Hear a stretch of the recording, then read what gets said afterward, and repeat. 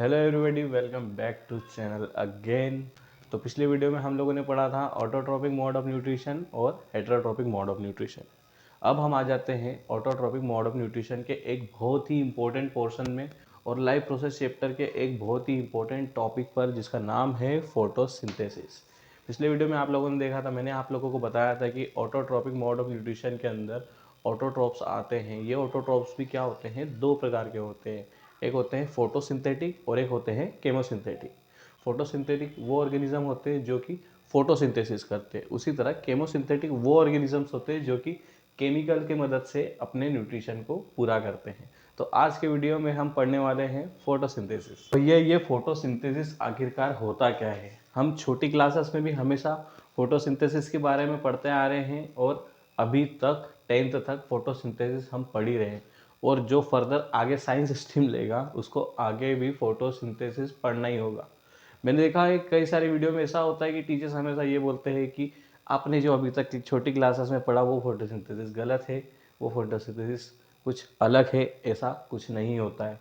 जो फोटोसिंथेसिस छोटी क्लास में हम पढ़ते हैं वही फोटोसिंथेसिस अभी भी है।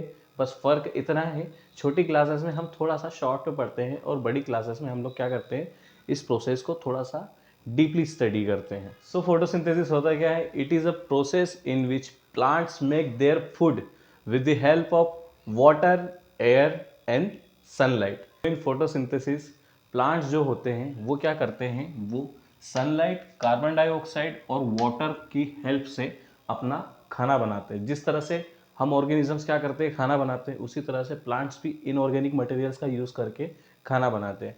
अब ये ऑर्गेनिक और इनऑर्गेनिक मटेरियल्स क्या होते हैं, मैं आपको पहले वो बता देता हूँ। ऑर्गेनिक मटेरियल्स वो होते हैं जिसके अंदर कार्बन प्रेजेंट होता है, अगली बात समझ में। और इनऑर्गेनिक मटेरियल्स वो होते हैं जिसके अंदर कार्बन प्रेजेंट नहीं होता है या फिर कार्बन और हाइड्रोजन का बॉन्ड नहीं होता है। आगे समझ में। फॉर एग्जांपल, जैसे कि मैंने यहाँ पे आपको बताया कि खाना प्लांट्स इनऑर्गेनिक मटेरियल का यूज़ करता है और उसमें देखो इनऑर्गेनिक मटेरियल्स में CO2 भी है। अभी CO2 में कार्बन भी प्रेजेंट है, लेकिन यहाँ पर कार्बन हाइड्रोजन के साथ बॉन्ड नहीं बना रहा है। तो कार्बन डाइऑक्साइड क्या है, एक तरह का इनऑर्गेनिक मटेरियल है। फिलहाल हम जानने की कोशिश करते हैं कि फोटोसिंथेसिस होता क्या है। फोटोसिंथेसिस वही सिंपल प्रोसेस जिसके अंदर प्लांट्स अपना खाना बनाते हैं with the help of sunlight, carbon dioxide and water. और उससे क्या बनाते हैं, वो अपना खाना बनाते हैं। खाना बनाते हैं किस फॉर्म में बनाते हैं, ग्लूकोज के फॉर्म में बनाते हैं। और प्लांट्स में जो ग्लूकोज स्टोर रहता है वो किस फॉर्म में स्टोर रहता है, स्टार्च के फॉर्म में स्टोर रहता है। किसके फॉर्म में स्टोर रहता है, स्टार्च के फॉर्म में। आखिरकार ये फोटोसिंथेसिस की प्रोसेस होती कैसे है? अब ऐसा तो है नहीं कि हम जैसे घर पर जाते हैं, किचन में खाना बनाते हैं शांति से, वैसे प्लांट्स भी खाना बनाते होंगे। वो वैसा नहीं करते हैं। एक्चुअली प्लांट्स में एक नॉर्मल सी प्रोसेस होती है फोटोसिंथेसिस, जिसमें जो रूट्स होती है, रूट्स के थ्रू प्लांट्स क्या करते हैं, H2O एब्जॉर्ब कर लेते हैं। यहाँ पर रूट्स में ऑस्मोसिस की प्रोसेस होती है, जिसमें रूट्स पानी को एब्जॉर्ब करती है और क्या होता है, ये पानी जाता है पत्तियों में। ये समझ के रख लो कि ये जो पत्ती है या फिर ये लीफ वाला पोर्शन है, ये क्या कहलाता है, ये समझ लो प्लांट का एक तरह से किचन का काम करता है। किसका काम करता है, किचन का। और प्लांट्स में हम देखते हैं जो पत्तियां होती है वो होती है ग्रीन इन कलर होती है, हरे कलर में होती है। अब ये हरे कलर का कारण होता है कि प्लांट्स के अंदर या पत्तियों के अंदर क्या प्रेजेंट होता है, क्लोरोफिल नाम का एक सब्सटेंस प्रेजेंट होता है। क्या नाम होता है इसका, क्लोरोफिल। क्लोरोफिल का कलर कैसा होता है, ग्रीन। इसीलिए प्लांट्स का कलर कैसा होता है, ग्रीन। प्लांट्स की जो लीफ होती है या जो पत्ती होती है, उसी के अंदर प्लांट्स का जो फूड होता है वो बनता है।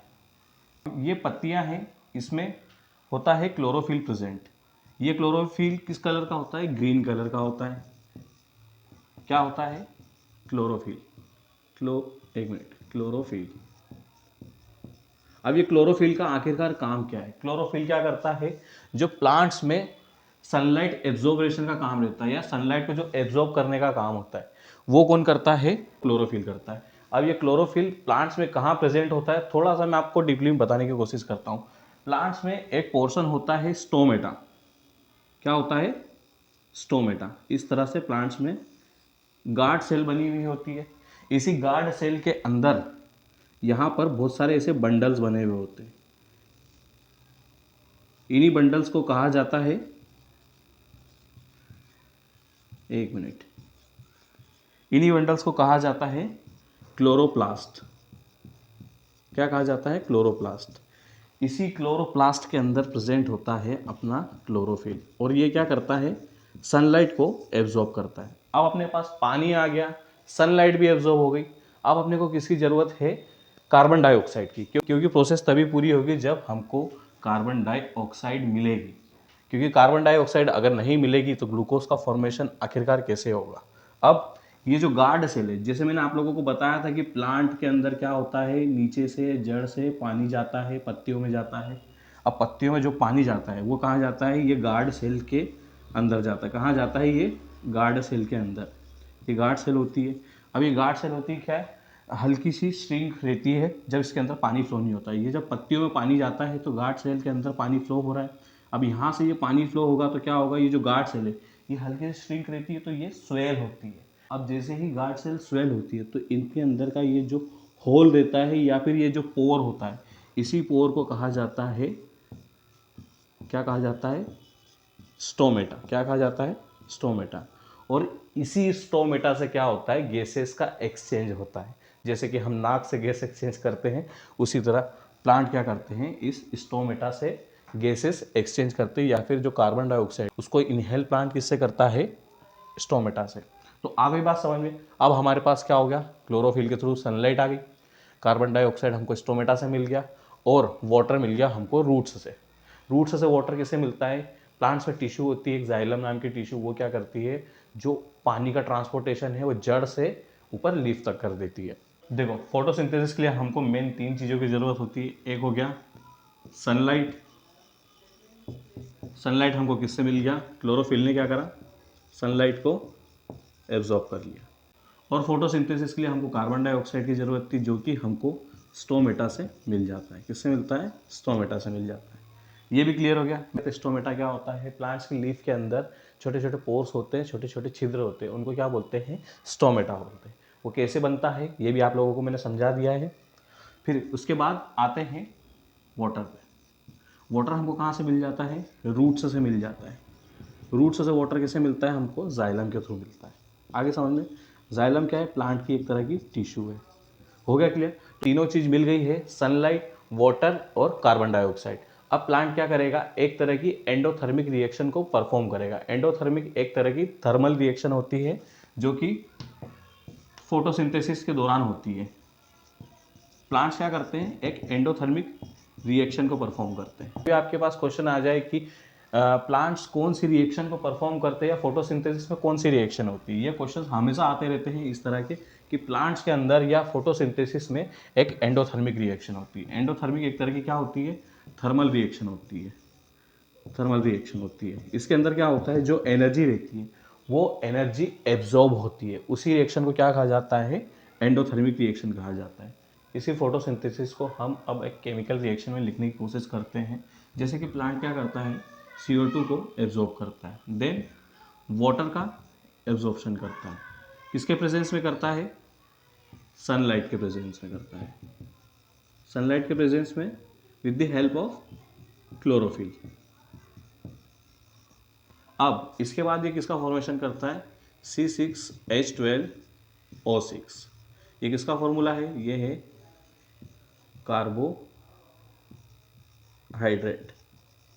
यही कार्बोहाइड्रेट ग्लूकोज में बाद में कन्वर्ट होता है। और किस चीज का फॉर्मेशन होता है यहाँ पर?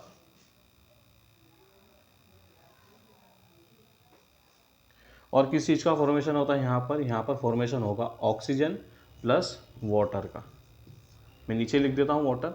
तो अभी हमने थोड़ा सा फोटोसिंथेसिस पढ़ने की कोशिश करी। अब इसके बाद हम पढ़ेंगे हेटरोट्रॉपिक मोड ऑफ न्यूट्रिशन क्या होता है। तो हेटरोट्रॉपिक मोड ऑफ न्यूट्रिशन के अंदर भी बहुत सारे ऑर्गेनिजम्स होते हैं, जैसे कि यूनिसेलुलर ऑर्गेनिज्म और मल्टीसेलुलर ऑर्गेनिज्म। दोनों का काम वही होता है कि किसी और के ऊपर फूड के लिए डिपेंडेंट होना। बट जैसे कि अमीबा हो गया। अमीबा इस तरह से बना होता है, हमने छोटी क्लासेस में देखा होगा कि एक इस तरह का ऑर्गेनिज्म रहता है और उसका ये न्यूक्लियस बना हुआ होता है, इसी को कहते हैं अमीबा। यह ऑर्गेनिज्म तालाब के पानी में अधिकतर पाया जाता है। ये क्या करता है? इसके आसपास अगर छोटे मोटे फूड पार्टिकल्स आ जाते हैं या ऐसे पार्टिकल्स आ जाते हैं जिससे इसको एनर्जी मिल सकती है, तो ये क्या करता है? इसके जो साइड वाले पोर्शंस होते हैं इनको क्या कहा जाता है, सीडोपोड्स कहा जाता है। क्या कहा जाता है, सीडोपोड्स कहा जाता है। एक तरह से ये मान के चल लो कि ये सीडोपोड्स जो होते हैं ये इसके पैर होते हैं या फिर इससे ये मूवमेंट करता है। अब ये सीडोपोड क्या करेंगे, धीरे धीरे धीरे धीरे धीरे ये जो फूड पार्टिकल इसको अपने बॉडी के अंदर इनहेल कर लेंगे। देन इसी फूड को ये जो यहाँ अंदर साइटोप्लाज्म में प्रेजेंट होता है, इन्हीं फूड पार्टिकल्स को अमीबा अपने अंदर इनहेल कर लेगा और इसका न्यूट्रिशन एब्जॉर्ब करने के बाद में जिस तरह से इनहेल करा था उसी तरह से इधर से बाहर से इन पार्टिकल्स को निकाल देगा। तो ये एक सिंपल मोड ऑफ न्यूट्रिशन होता है और थोड़ा सा complex heterotrophic mode of nutrition होता है जो कि ह्यूमंस में होता है, जो कि हम लोग पढ़ेंगे नेक्स्ट वीडियो में। आई होप आप लोगों को थोड़ा सा फोटोसिंथेसिस और ये अमीबा के बारे में थोड़ा सा समझ में आया होगा। तो तब तक के लिए bye bye, take care, see you at another video.